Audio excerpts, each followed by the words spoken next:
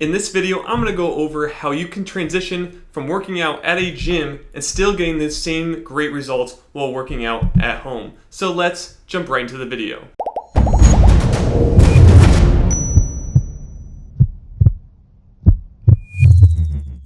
Hi there, my name is Derek and welcome to GamerBody. This video is all about how you can go from being someone who worked out at a gym for a long period of time to transitioning to working out from home and still getting those same awesome results. I decided to put this together because I know a lot of people are transitioning to home workouts because one, they're simpler to do, there's less friction, easier to make it to your workouts. Also, maybe you have kids at home, other things you need to be home for during the day or whatnot. Some people I know are transitioning over, and I want to help you do the best you can with what you have at home to still keep and attain great results. So without waiting around, I'm going to go over 5 different items you should focus on in order to optimize your home-based training. So start off with number 5, I want you to find a specific room that you will be working out each and every time within your home or apartment. This way you get the same type of feeling as if you were going to a gym, where when you walk in those gym doors, you know what's about to happen. You're going to get your workout done and you're going to do it well. I want the same thing to happen at home. When you walk into the room that you're going to be training in, I want you to feel like you are ready to take on that workout and do the best you can. By setting up the room you'll be working out in, I know you can achieve the same great results because your attitude will be very good going into that training.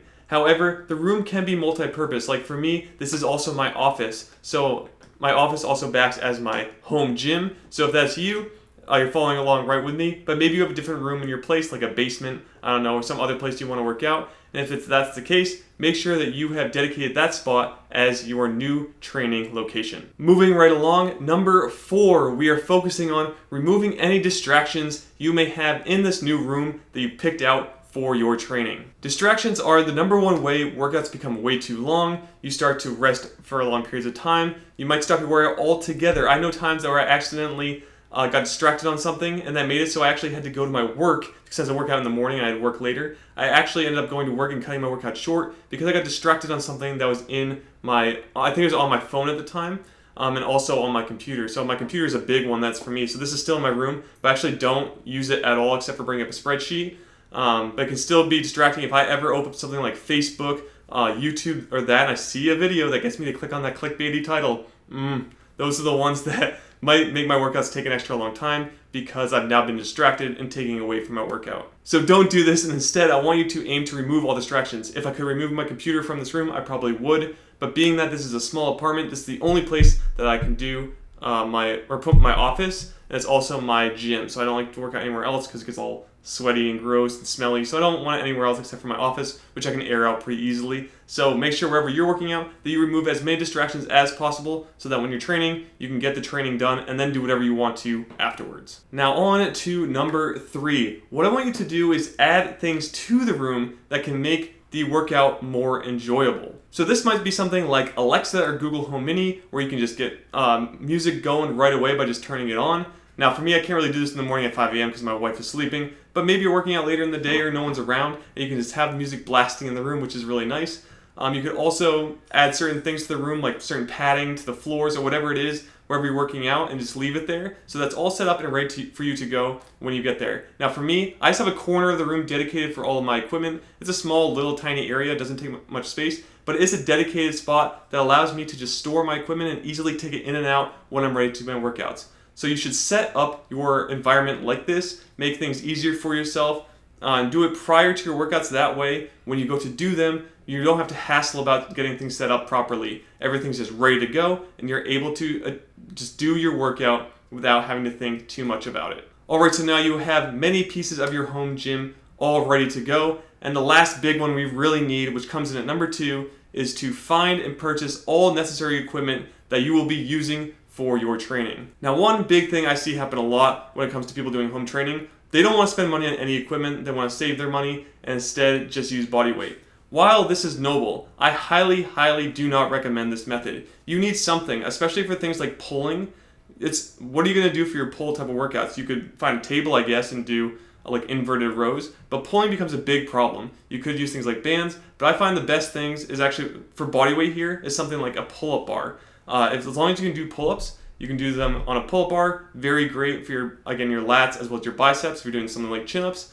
And also, I love to have a pair of adjustable dumbbells. So I'll go through my equipment in a minute on what I think you should have to start out, but you definitely need some equipment to get the best results possible. Just use it strictly on body weight. You will eventually reach a point where your body weight isn't heavy enough, or you're going to have to be doing some crazy things, getting all sweaty, jumping around the room, and that's not the easiest method forward. That's actually very hard to program for. So again, I want to make things easy to progress, make you think less about it, so that you can get on with the rest of your life. So now I want to talk about the things that I think you should be using, at least starting out, for your training to get the best results. The top 2 pieces of equipment that I think everyone should start with, and it is going to be probably the most expensive pieces, unfortunately, are a pair of adjustable dumbbells as well as an adjustable bench. The reason you should start here is that everyone can use the adjustable dumbbells and build strength and then use the bench to do certain exercises. So if you can't do things like pull-ups are very difficult for the beginner. So if you've not been lifting for a long time or you can't do pull-ups, you're going to probably want to start with bent over rows or a row of some type in order to build the back and lat strength that you need.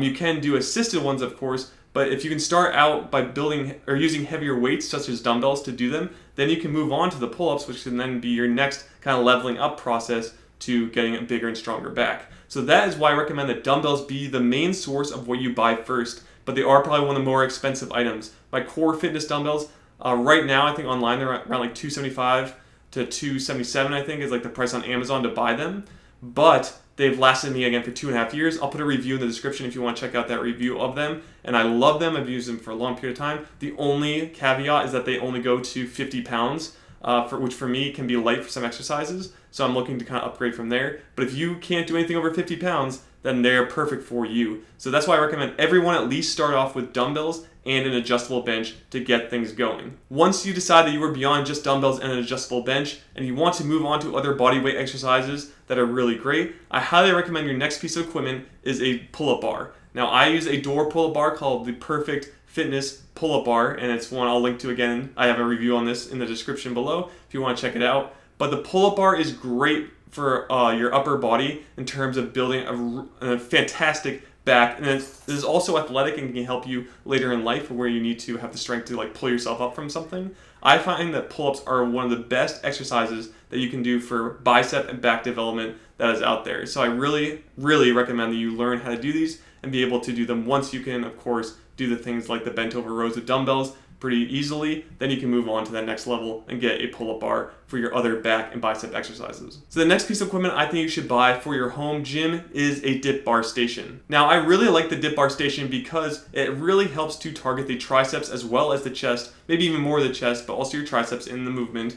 And then you can also do things like inverted rows. It has a lot of applications you can use with body weight, and it's also something I can scale up by just like putting on a backpack with some weight and moving up from there. Because of the multiple uses and its ability to kind of change things up for you, it can be kind of the next step from a pull-up bar to the dip bar station, where you can get some great workout in and use it to vary things up quite a bit. I do use it in my training because I really love to do, again, dips as well as inverted rows on it. So those are the main two I tend to use for it, but there are other things you can do as well. Now I am using the Liebert Fitness Equalizers XL, and I'll put a link to the description of a review I did on them if you want to check it out. Note they are more expensive, coming close to $100, but these things are amazing. The best dip bar station I've ever used, and they are great, very easy to store at home, and if you're looking for a dip bar station, I wouldn't go anywhere else but these ones. Alright, and those are the main pieces I think you really need. Two others you might want to look into are push-up bars as well as an ab roller. I actually really, really love my ab roller and use it quite often.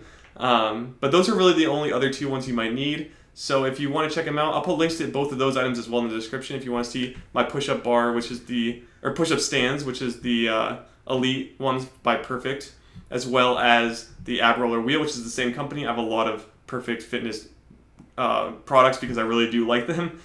So if you want to check those out, again, link in the description to them. But those are all the items I think you should really start off with. Again, the main two being dumbbells and adjustable bench, then moving on to a pull-up bar, then a dip bar station, and then looking into things like an ab roller wheel as well as push-up stands. So that was a long number 2, and rounding out all 5, what I want you to focus on with your training is once you get to the level where you're beyond the dumbbells, I want you to focus on total body training by mixing the dumbbells and the body weight together in a seamless plan that works well together. So I found at the current level I'm at, what works best for me is that a lot of the exercises, again, are going to be used with a dumbbell. So those are the foundational principle exercises I'm going to be working with.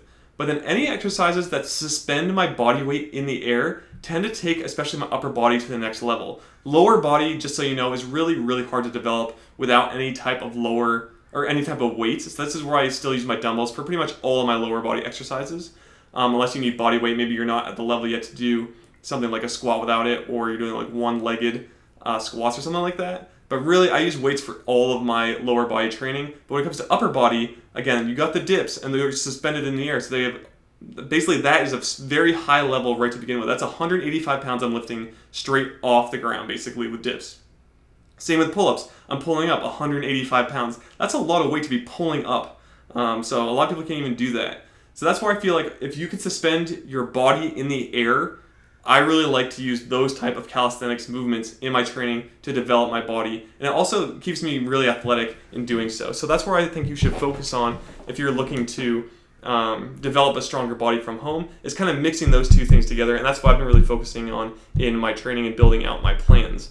Now, of course, you can do it all with dumbbells, but if you want the best results possible, use the dumbbells as your majority of what you're going to be doing, but then anytime you can suspend yourself in the air and pull up, especially pulling movements, I'd say, there's not really many pushing movements you can do except for like push-ups and dips. But push-ups, again, you're not fully suspended in the air. While it's a great chest exercise, and it may actually be more beneficial than doing the dumbbells because my getting only 50 pounds. Like if you're like me and you still want to build a good chest and 50s are all you have and they're too light for you, then you might go to push-ups because that's actually going to be more weight. For me, that'd be 185-ish pounds. It's not all concentrated, really, like if I was pushing my entire body weight off the ground. But still, push-ups would be a great alternative to moving on beyond the 50 pounds.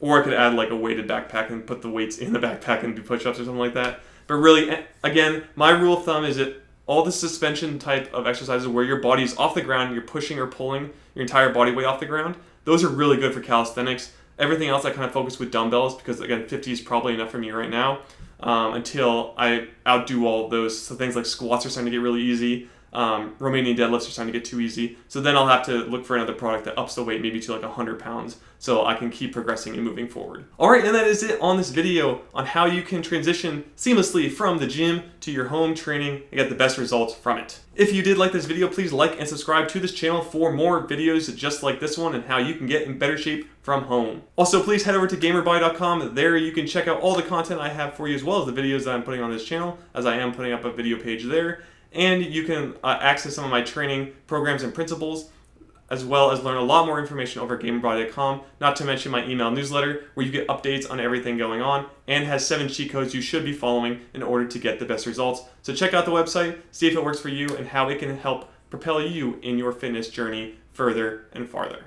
and faster. Wow. Alright, and that's it for this video. So again, please like and subscribe. See you all in the next video. Be fit and game on.